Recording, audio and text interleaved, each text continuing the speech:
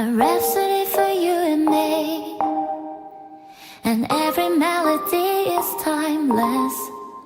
Life was stringing me along, then you came and you cut me loose.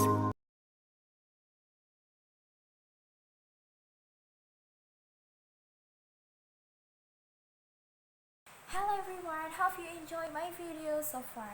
Today I have got 3 phrases that you should stop to saying these phrases. The first, instead of saying I understand, you could say I get it. I get it.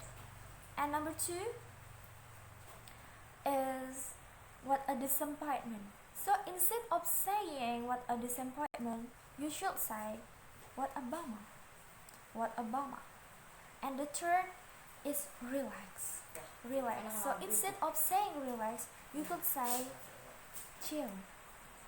Chill. And that's it. Thank you.